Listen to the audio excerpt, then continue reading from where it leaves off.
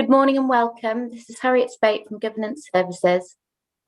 Under agenda item number 1, Councillor Ben Garner was nominated as chair prior to the start of the meeting. Are all members agreeable? I'll take silence as agreement. Thank you. Councillor Garner is formally elected as chair. Over to you, Chair. Thanks, Harriet. Morning, everyone, and welcome to this remote hearing of the Licensing Subcommittee. As Harriet said, my name is Councillor Ben Garner, and I'll be chairing today's hearing. Before I proceed further, I'll just remind everyone that we are streaming today's meeting live on the City Council's YouTube channel. Could I ask the other two members of the subcommittee to introduce themselves, please, starting with Councillor Hutchison. Yeah, good morning, Councillor Hutchison, Morley North Ward. Thank you.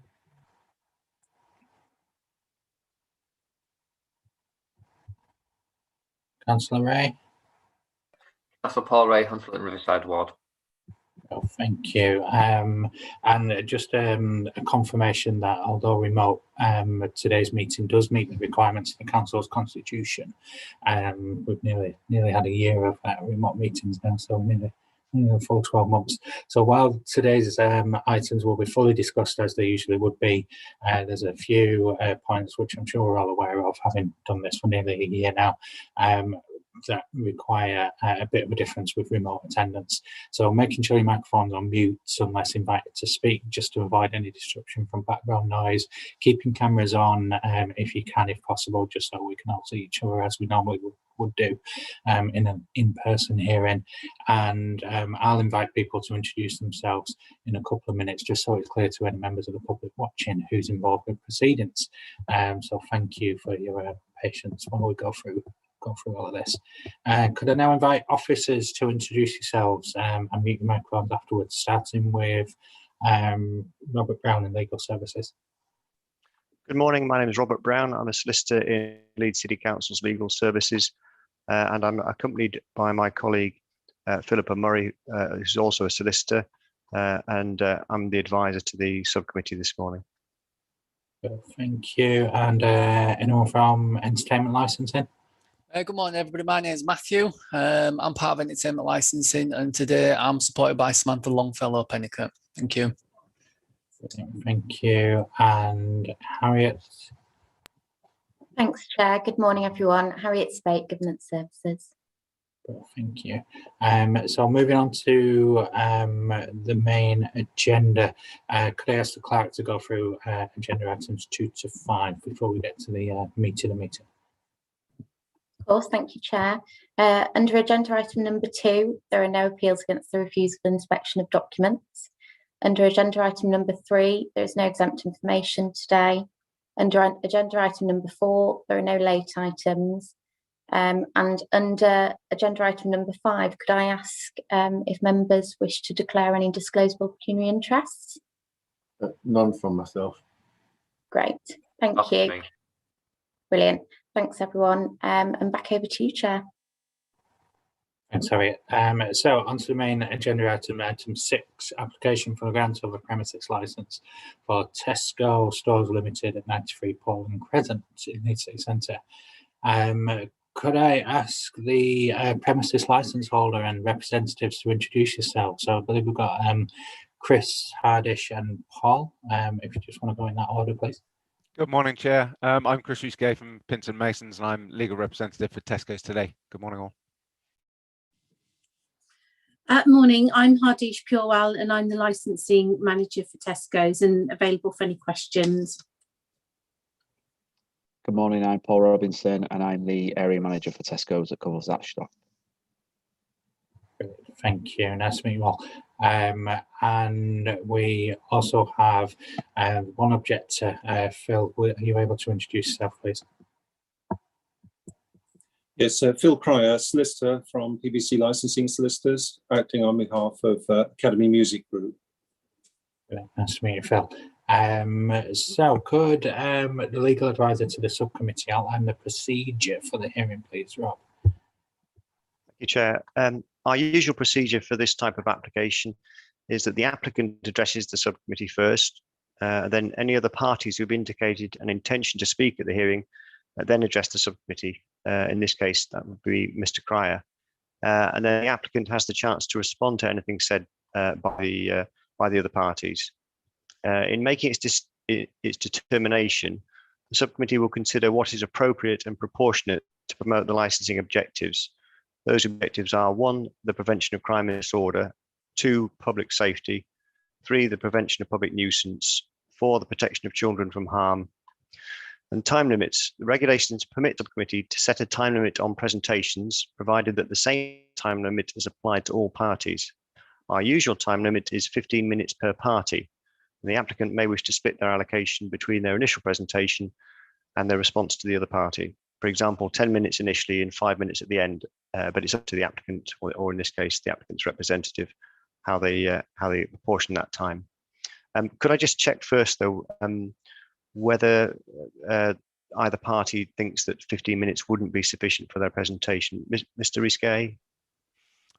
Chair, if I could just ask for 15 minutes, just in case for the presentation, then a further 3 for summary if needed. I'd hope, as always, to get out under the 15 minutes for you, but I just wouldn't want to be hamstrung, as it were, please. Mr. Cryer? So that would be more than sufficient from my point of view. Principally, I'll be just putting forward what is stated in our letter of representation. Thank you. Over to you, really, Chair. Then, do you wish to apply a time limit of more than 15 minutes per party? I think Mr. Risquet is asking for 18 minutes. Yeah, I think 18 minutes is fine if my fellow members are happy enough with an extra 3, although it sounds like Mr. Cryer isn't going to use them all, so that's quite good. Okay, then a time limit of 18 minutes will apply to all presentations. After each presentation, the subcommittee members may wish to ask questions, and the time of those questions to be asked and answered is in addition to the time limit set for presentations. Please note that cross-examination is not generally permitted in subcommittee. If any party feels there is a crucial question that needs to be asked and answered by another party or by a witness, please do not ask the person directly, but instead make a request to the chair, who will then decide whether or not the question should be put. Parties may request permission to call witnesses.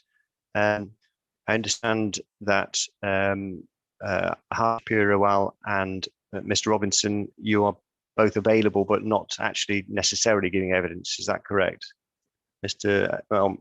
Purawal? Yes, Mr. Robinson? correct. Yeah. Okay. Thank Yes, you. correct. Do any of the other parties, or does the other party wish to call any witnesses to give evidence, Mr. Cryer? No witnesses. Thank you. Thank you. All documents that have been submitted have been copied and circulated to the subcommittee in advance. You should all have the same main pack consisting of an agenda pack bundle numbered to page 64. If any party or anybody present hasn't got that bundle or access to it, could you please unmute your microphone now and let me know? Thank you. It would be helpful when referring to documents to identify which document you're referring to by the page number in the agenda pack. Additional documents may now only be tabled with the consent of all the parties. Does anyone have any additional documents that they would like to refer to? No, thank you. Please note your presentation is your only opportunity to address the subcommittee, so you should try to make sure that you've included everything that you would like the committee to take into account. The committee has read the papers, but this hearing is an opportunity for you to emphasise or expand upon any particular points you would like the committee to focus on. After your presentation and after any questions, the committee will go into a private session in a virtual breakout room. If members then have any additional questions to ask, they will return to the main meeting to ask those questions. For that reason, all parties are required to remain in the main meeting until they're asked to leave. All parties present will be informed once the hearing has ended and will be advised of the decision in writing within 5 working days of today. If anyone has any questions or concerns about the procedure I've just outlined, could you please unmute your microphone now and let me know? Okay. Thank you. Over to you, Chair. Brilliant, thanks, Rob. So to outline the application, we've got Matthew. Are we over to you? Thank you, Chair. So today members are asked to consider an application for the grant of a premises licence made by Tesco Stores Limited for 93 Portland Crescent, Leeds, LS1. The application proposes a sale by retail of alcohol only, consumption off the premises between 6 AM and midnight, Monday to Sunday. And further details, such as the opening times and the conditions that the applicant has offered to promote the licensing aims, can be seen in a copy of the application form at page 11 on Appendix A. So the application has attracted representations from both West Yorkshire Police and the nearby music venue, the O2 Academy. The representations by West Yorkshire Police suggested a number of additional measures to promote the crime prevention objective, and these have been agreed by the applicant and incorporated into the operating schedule. And a copy of that agreement is available to view in the thread of emails at page 27 of the agenda. The representation on behalf of the O2 Academy is the matter that remains outstanding for the licensing subcommittee's consideration. This representation highlights concerns regarding an increase in the difficulty of policing customers who choose to consume alcohol whilst queuing to enter the venue, and customers attempting to secrete alcohol on entering the venue, whilst other concerns relate to behaviour and littering problems. A copy of the representation on behalf of the O2 Academy can be found in the agenda at Appendix D on page 37. Finally, members should note that these premises do fall within the city centre cumulative impact area, albeit not in one of the two designated red zones.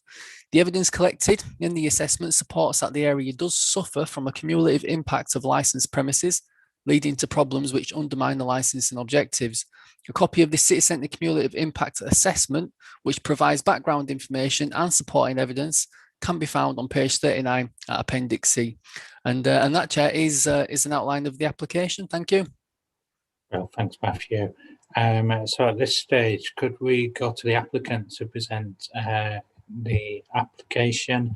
And 18 minutes fully, but you just said you wanted to split that between 15 and then 3 for a summary, Mr. Eastgate. Is that correct? That's lovely. Thank you ever so much, Chair.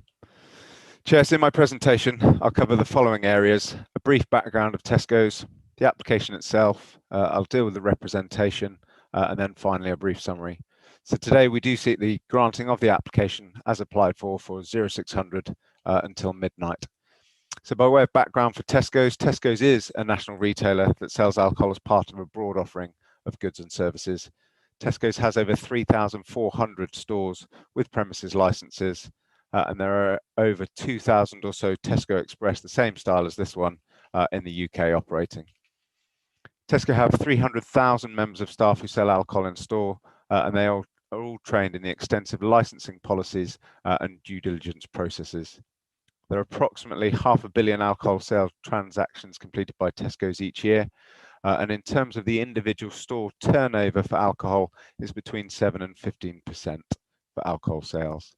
So Tesco's were one of the very first supermarket retailers and one of the very first operators to run its own British Institute of Innkeeping, BII, accredited training centres with a recognised level of Tesco training being excellent.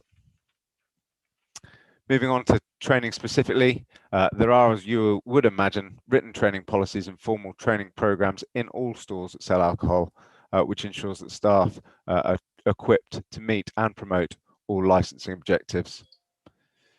Training is carried out with every individual member of staff when they're inducted, and refresher training takes place twice a year, before Easter and before Christmas, obviously the busy periods, or whenever there are major changes to the legislation.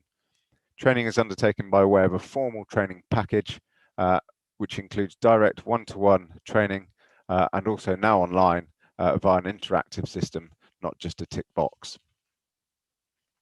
The express format itself, so the subject of this application is an express store, and it is designed to be a convenience store for local people in the surrounding area. Not only will the customers be local, but so too will the staff be, with the majority of the 20 people employed coming from the Leeds area. The store manager and DPS as yet has not been chosen, but as a city centre store, they will be experienced.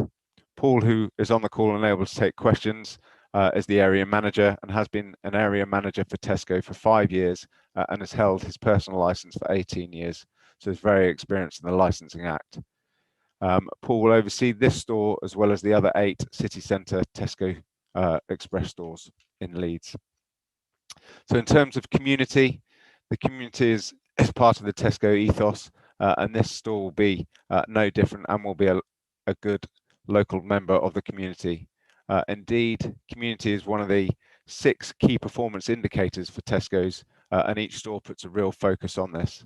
For example, the bags of help are a key part of all Tesco stores. So the money that people pay instead of taking a carrier bag, when they do take a carrier bag, is used. So in terms of money thus far, £460,000 has been used across 224 local groups and charities across Leeds from that project.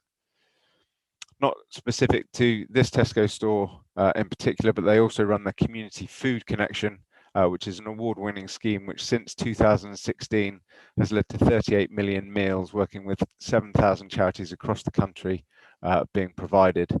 Specifically in Leeds, that has meant 520,000 meals have been given out in the Leeds area. Specifically, the food banks for this store have not been chosen as the DPS is not currently yet in place. Turning then to the application itself, as stated, it's from 0600 until midnight, the standard express format store hours. And these are for shoppers' convenience, allowing shoppers to buy alcohol whenever the store is open. Obviously, in the modern world with the 24-hour way that we live, the reason those hours have been applied for is so that whenever the store is open, people can purchase alcohol. And especially this works in the COVID times where we don't want people making 2 journeys in order to buy alcohol should they wish to. Chair, you'll no doubt all be aware of paragraph 10.15 of the current section 182 guidance that states shops, stores and supermarkets should normally be free to provide sales of alcohol for consumption off the premises at any time when the retail outlet is open for shopping, unless there are good reasons based on the licensing objectives for restricting those hours. And this is also echoed in the Leeds City Council Statement of Licensing Policy of paragraph 613. As you'll be aware, the responsible authorities have all been provided with copies of the application made, and as Mr. Nelson stated, there was a representation from West Yorkshire Police, and indeed conditions have been agreed, and I'll touch upon those later. But we would say that this is a sign of the confidence that they have in Tesco's ability to adhere to and promote the licensing objectives. Due to the number of stores that Tesco has in the Leeds area, not just the city centre, Hardish has built up a relationship with PC Catharkle, so that should there be any issues, PC Catharkle will go directly to Hardish if any issues were to arise, such as that relationship. Turning now to the representation itself, and we would say that this is a trade objection, and a number of points were raised in it, and I will deal with them as I go through it. So the initial query issue is that the store will be situated at the rear of the O2 at Portland Crescent.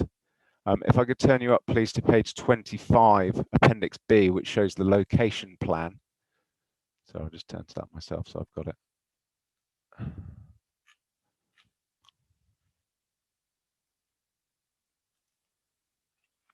You'll see the location and the O2 entrance, and you'll probably all be aware, is the Portland Gate, Cookridge Street at the bottom left.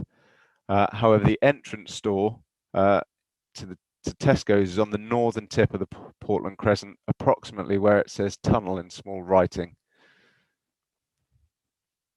So just to make you aware, there is a fair distance. We'd estimate probably 105 metres if you were to walk directly via Cookridge Street up to the entrance of the Tesco store. It's our belief, I haven't been out to the academy for quite some time, but normally queues form around the Portland Gate Street and then start coming down the Portland Crescent. So we would say there's no way that the queue would get as far as that tip as to where the entrance of Tesco's is.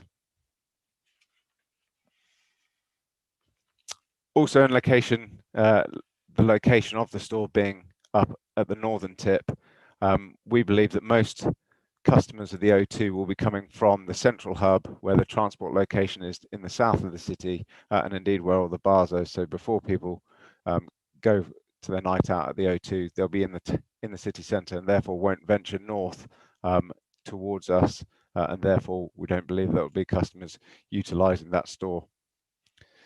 The next point is that the reps states that the management issues for the O2 will arise, including Tesco's customers whilst queuing to enter the O2 venue.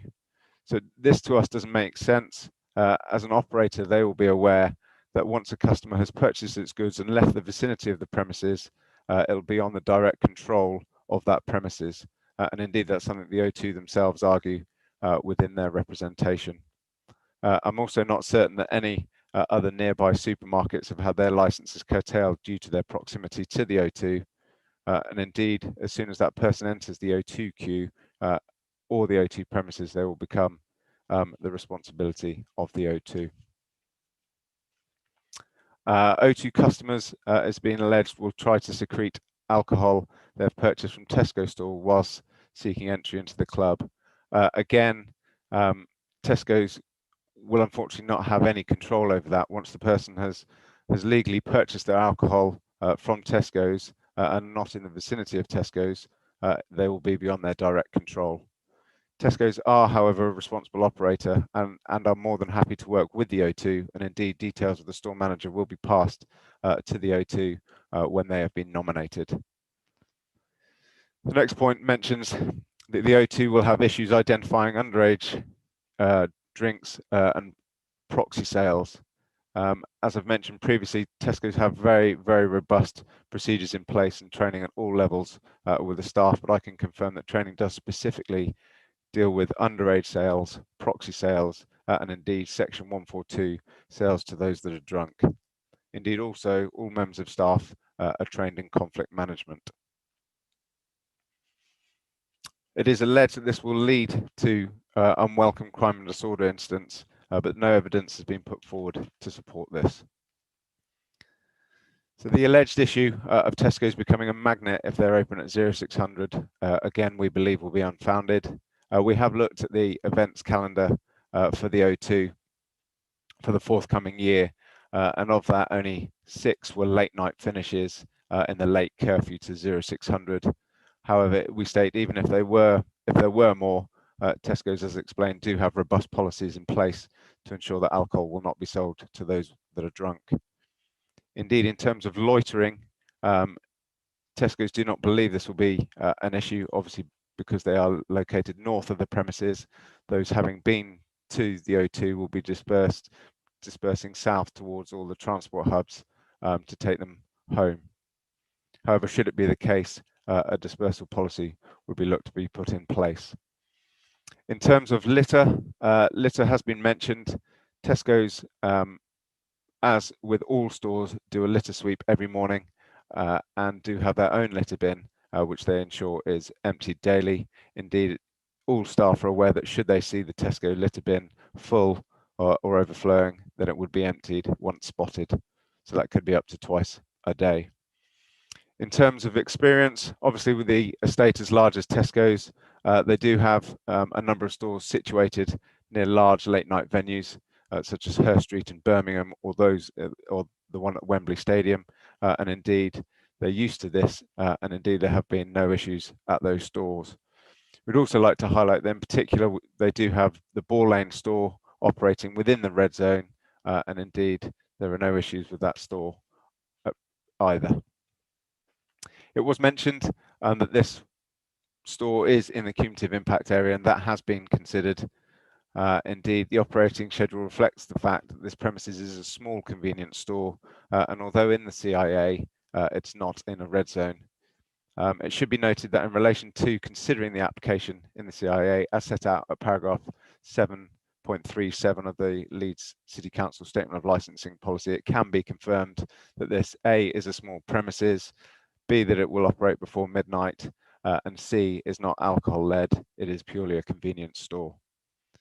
The representation from Mr. Cry was dated the 5th of February, so at that stage he won't have seen the extra conditions that have now been agreed with the police that took place on the 11th of February, but hopefully these should give Mr. Cry and the O2 further comfort should it be needed.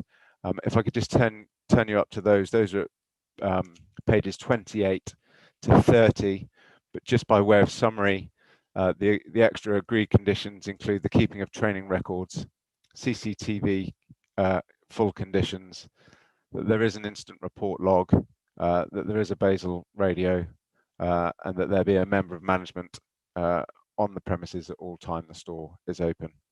These, we say, ensure that the licensing objectives are not only promoted, but would ensure that no extra cumulative impact takes place.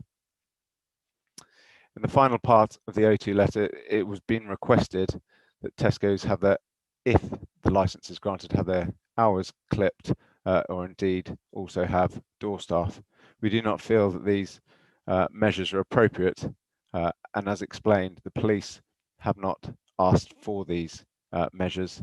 Indeed, we say the committee will be aware of Section 182 guidance that state the police remain the key enforcers of the licensing law, and licensing authorities should look at the police as the main source of advice on crime and disorder.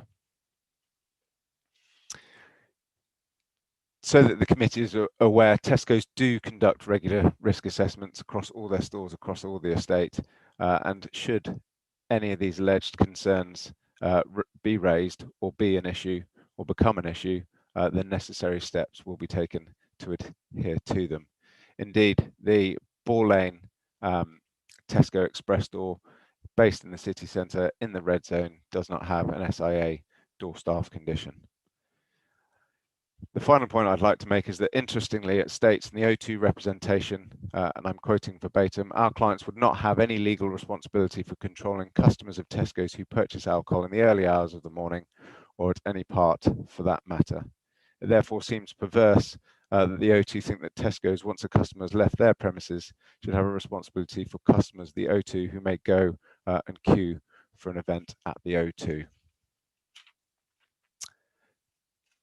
Chair, as a basic summary, Tesco's, I would say, are a premium operator with highly trained staff to promote the licensing objectives.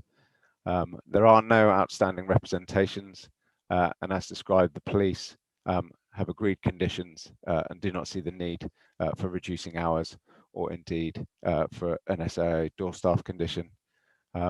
This premises will bring much needed employment in these uncertain times. And indeed, the DPS, when in place, will be more than happy to liaise with the O2. Chair Hardish and Paul are on hand now, should you have any questions. Those are my submissions. Thank you, Mr. Riske. Any questions, first of all, from members? No, and two questions myself, although you have kind of answered one, but I'll just double check. I was going to ask about SIA security in any of your stores locally, so either Calverley Street or Ball Lane. You mentioned Ball Lane. Is there any on the Calverley Street store? Yes, there is. Okay, and what times are the SIA staff there?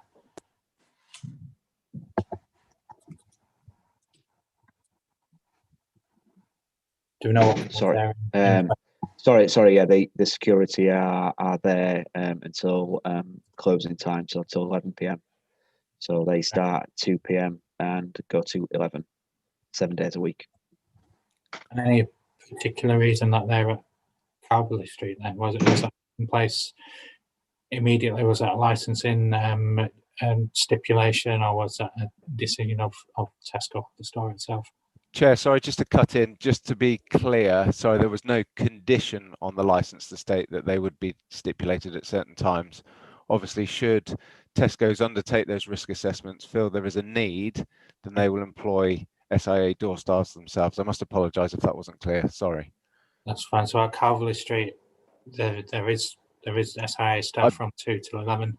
So there is door staff, but there's no door staff condition on the premises license, if that makes sense. Okay, and at Ball Lane then, are there any door staff there at certain times?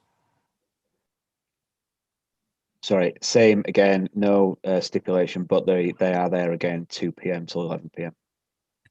Thank you. Chair, could I please add? Yeah. So we use the same data that's available to the police to kind of that's a part of the risk assessment to determine whether we have guards. So I guess it's the flexibility side that we risk assess as Chris said. And as any risk assessment, with as part of any risk assessment of this particular store, do you see any need for SIA door staff that you'll put on yourselves without it being conditioned? Has that risk assessment been done yet at this particular location? No, the risk assessment hasn't been done because it's not opening till July. It's a little bit early because what's happening in, I suppose, Leeds city centre now compared to what would be happening in July may look very different. So it will be risk assessed, and then a decision will be made about the number of hours that need to go in. Okay, fantastic, thank you. One more from me. I don't know if Councillor Hutchison or Ray have any others. Councillor Hutchison, but Mr. Eastgate, you mentioned about the traffic and the footfall going down, coming up from the south and down again to the south to local transport hubs. But would you say one of the major transport hubs right next to the proposed store is on Woodhouse Lane itself to get people out to the north of the city, especially the really late night running buses, and one of our only night buses is Woodhouse Lane.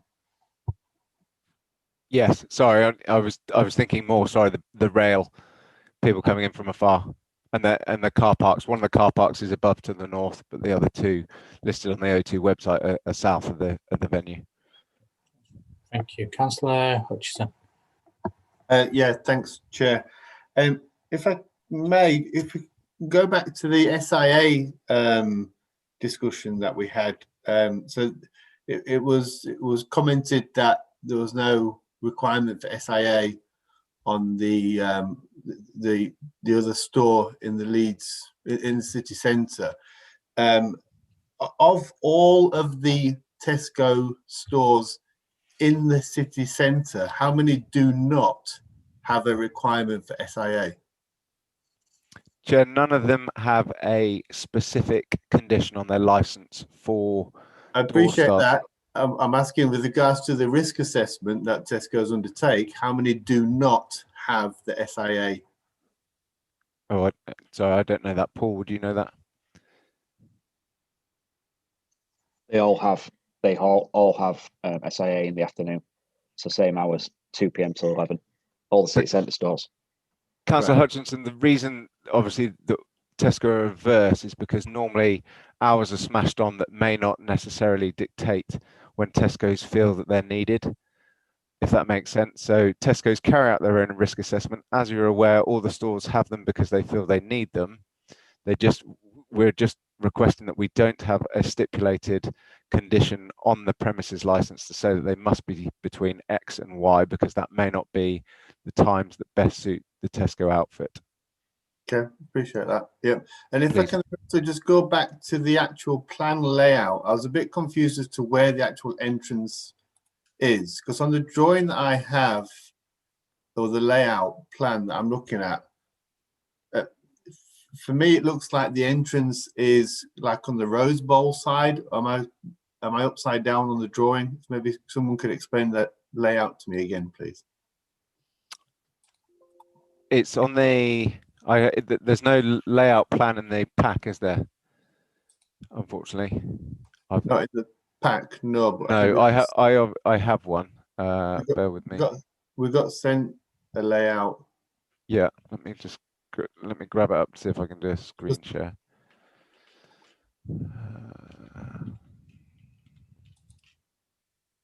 Because for me, it looks like the entrance is near the kind of the Rose Bowl entrance, Rose Bowl car park entrance side. So no, it's where the tunnel, where the small word tunnel is where the entrance is going to be. I can't see where the word tunnel is on my drawing. On page 25, let me just get it up for you. Okay, actually in the actual pack, right? Okay. Yeah, so if you turn to the actual pack, page 25. Yeah. Okay. And then you can see the blue cross. Yes. And then above it, the T of Tesco's. And then you carry on, literally, I'm going to say a centimetre, but the next word up, tiny black and white, is the word tunnel. Right. Okay. I don't know if you can see that. Can you see that? So that's the entrance, because the layout does everybody have received the actual layout that was sent to us? Does everybody have that it's like a 2-page PDF layout, and it shows a proposed retail basement layout on the second page, and then a proposed retail ground BWS license layout. I know members have certainly been sent that. I don't know if everyone's had sight of that. From Is that, it would indicate. Sorry, go on, Matthew. I was just going to add that that's a copy of the plan that was submitted with the application form. And we don't publish the plan online, but it has been circulated in advance of this meeting just for members' information. So, Chris, it is a copy of the plan that came with the application form that Councillor Hutchinson is referring to. For me, it indicates that the actual entrance isn't where you're suggesting, unless, like we say, the actual drawing is. So I suppose, Chair, you worried about the plan at Appendix B is an old building that doesn't show all the new student accommodation. So it's underneath the student accommodation on the T of the tunnel, as it were. Which bit are you referring to now? On page 25, yes. If there aren't any buildings where the X is. No, but I'm not looking at that now. I'm actually looking at the 2-page PDF document that was. So I've got that up too. Yeah, and then from what it looks like to myself, at the bottom right on the ground floor layout, the bottom right hand side, it says entrance/exit. Yeah, that's correct. Is that, how does that doesn't seem to fit the same shape? So obviously the straight line of where the T is, yes, runs down, and then that bend is the bend under the sort of S at the bottom below the SC of Tesco stores. So I'm looking at the page 25. Will be that bend there, and then it's a long straight along on that road edge, as it were. Okay, that makes a bit more sense to indicate where the entrance actually is. Then okay, thanks for that. At the moment, I have no more. Thanks, Chair. Councillor Ray, anything for you? Not at the moment, Chair. Oh, thank you. Yeah, I think that's a bit more clear that the plan, the straight edge is Woodhouse Lane itself. So thank you for that. Okay, brilliant. So could we now go to the objector to present your case? You do have 18 minutes, although you've indicated you're not going to fill that. So, Mr. Cryer. Yes, so thank you. No, I won't take 18 minutes. You'll be pleased to hear. So far as the O2 Academy are concerned, we don't wish to overstate our representation, and we do appreciate that Tesco is a responsible operator, adopts responsible policies. The O2 Academies, there are 27 late night venues across a number of the main cities in the UK, and it is something that the Academy Group do have experience of in terms of the difficulties of management of queues, and in particular drinking in queues, and the proximity of alcohol off-license stores, is something that they do have to deal with. We do appreciate, I can speak on behalf of the company here, having acted for them for a number of years, we do appreciate the offer of Tesco's given at the hearing today to work with the O2 Academy when the manager has been appointed, if this licence has been granted. And it is also noted the conditions agreed with the police, although they don't specifically address the concerns that have been put in our representation. But it is notable, and I accept this as a licensing lawyer, that despite the absence of conditions on other Tesco stores in the city, in Leeds, it appears that the risk assessments do invariably mean that licensed security are available at the stores, at least until from the afternoon until the late evening in any case. So those points are appreciated. It is, yes, it's a trade objection in one way, but it's one that's based on just the reality of the difficulties that the O2 Academy do have in terms of dealing with various issues. And any way that Tesco's can cooperate and assist the O2 Academy in the management of that, whilst appreciating the difficulty of areas of direct concern. And I accept the points made by the licensing representative, Mr. Rhys-Gay, on that. But nevertheless, any cooperation on that score would be appreciated. And that's the extent of it. So obviously, I did put forward on behalf of the company 2 proposals in terms of limitations or restrictions on the operation, entirely a matter for the committee, and I'll leave it at that. Okay, thank you, Mr. Crier, and thank you for the brevity. That's quite rare, actually, and you got your point across even within that time. Thank you. Any questions from Councillor Ray, Councillor Hutchison?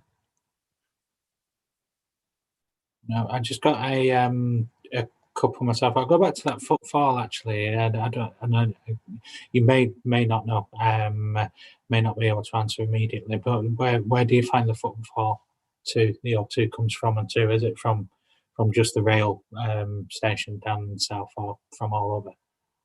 The honest answer is I don't know, and I'm sorry my clients aren't here.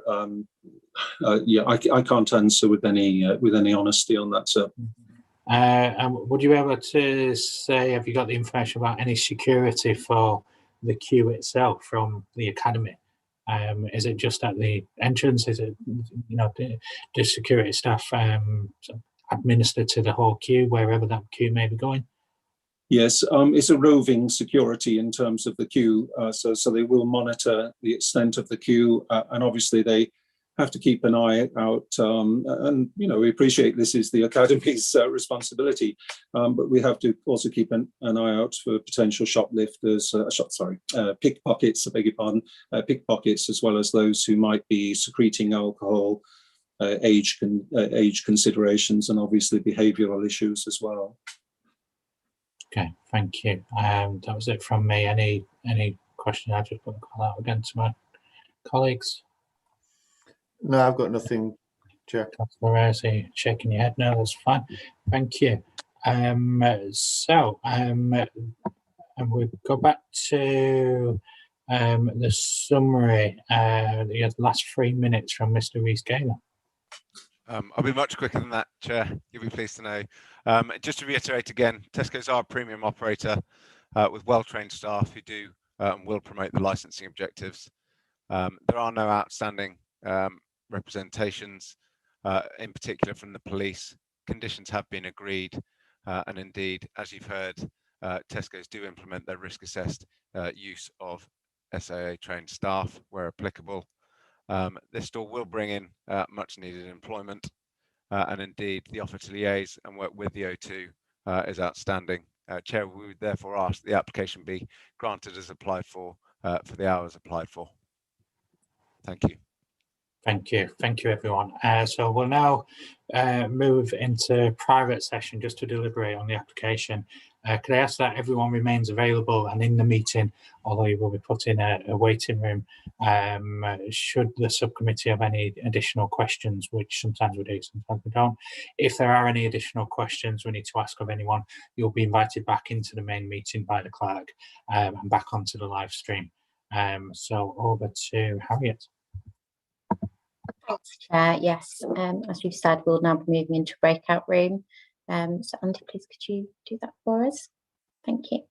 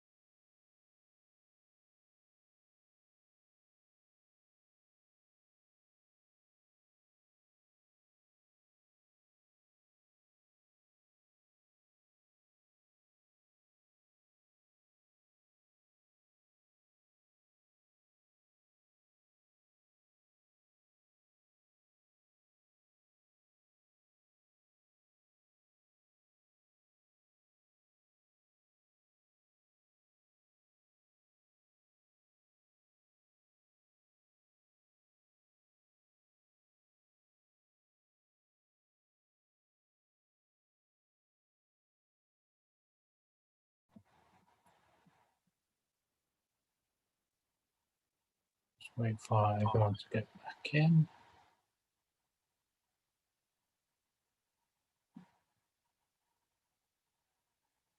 I think that's everyone. Thank you for your patience there. We have been deliberating in private. We just have one question for Mr. Cryer regarding the O2, the academy, and how many times a year or how many times a month the any events would go on until 6 a.m. Are you able to answer that? All? No, sir. Sorry, it's disappointing. I know that it isn't every week for sure, and I can't answer whether it's the half dozen that I think the representative for Tesco's mentioned. I would have expected it to be a bit more than that in normal times. Obviously, this last year is totally unrepresentative because they've not been open. Sorry, sir. No, that's quite okay. Thank you. We'll go back into private session. Chair, did Reece Gay have any that might assist on that point? I did. I had a trainee go through the whole calendar for the year ahead. I'm more than happy to release that if people want to see it. And there were 6 highlighted in this year's calendar. Obviously, we do understand that this is certainly not a normal year. I didn't put it in just because of timings, but I'm more than happy to release it if people want to see it. If I may, Chair, thanks, Mr. Rees-Gay. Do we have anything pre-pandemic at all? Did you do any observations on that? No, we didn't, unfortunately. No, we couldn't. Nothing came up on the searches to get anything to look back over the years. I suppose, but if we were looking at the 0600 timing, if you look at it helpfully says in the cumulative impact policy, I can find the page if needs be, that there's no issues between 05 and 09 in those areas. And so I was just rereading over my notes and forgot to mention it, but I can flag up the page where it says there's nothing between 05 and 09. And I think even on the Cookridge Incident Street, there was only one at 0600, and that was the stats for 2019. So that will give you a feel for whether there were issues at that time. Chair, does perhaps you could ask Mr. Carr whether he any contact that he call now. So you're just breaking up. Yeah, internet not great. I just wondered if Mr. Cryer was able to take instructions on that point, pre-pandemic figures from any client contact in the next 5 minutes. Yeah, are you able to get that information quickly, Mr. Cryer? How many contacts you have at hand? Yes, I'll certainly try, sir, if that would assist the committee. Yeah, certainly. So the pre-pandemic figures, 2018, 2019, those sort of stats. Yeah, I'll make a phone call. Do you wish me to break off, sir, to do that? Because I'll. Should we go back into deliberations of meeting rooms? Or Harriet, how's best?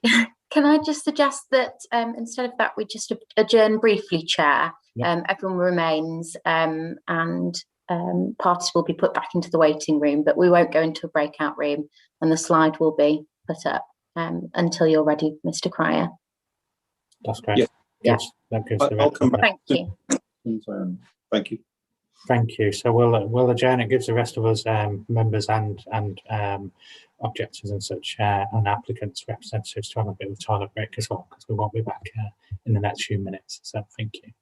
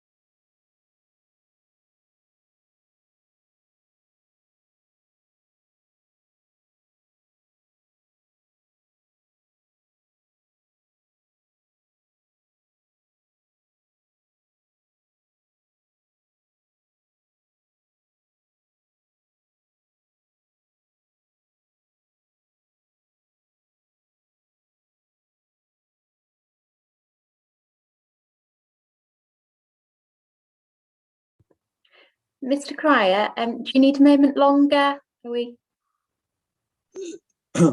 Hi. To be honest, I've tried to call my client and no response at all, and it's gone to voicemail, so I don't know if I'll be able to get an easy or quick response to it. I did actually I was just looking myself to see if there's any other information I had that might assist, but there isn't anything else, I'm sorry, specific to Leeds. I can give an example of another club where frequency of events is around one a month. But obviously I don't know if that's a similar situation with Leeds. Okay, thank you. I think we should be quite specific with Leeds, but also be quite mindful of the time and committee time and things like that. But thank you for trying, Mr. Cryer. That's really appreciated. Do we want to go back into private deliberation just to consider that in the application a little further? So same as last time. Chair, sorry to interrupt. It was page 44 where it stated in relation to the CIA there are negligible levels of offences between 05 and 09 when compared with other periods of the day. Noted, Sorry. Mr. Ishke, thank you. So just thank you. If we want to go back into private deliberation, so we've been put into a waiting room again, and we shall return with any other questions or points if needed. Thank you.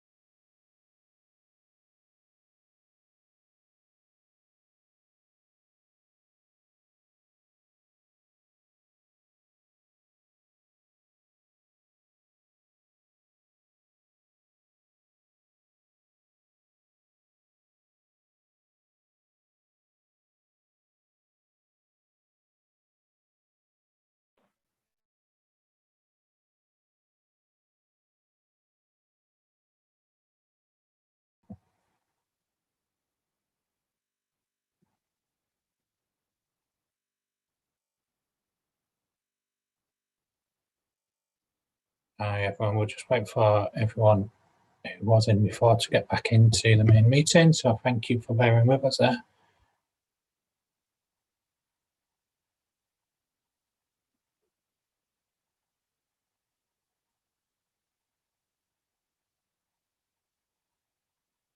Everyone's jumping around the screen. I think we're all back in. So thank you everyone for your patience there.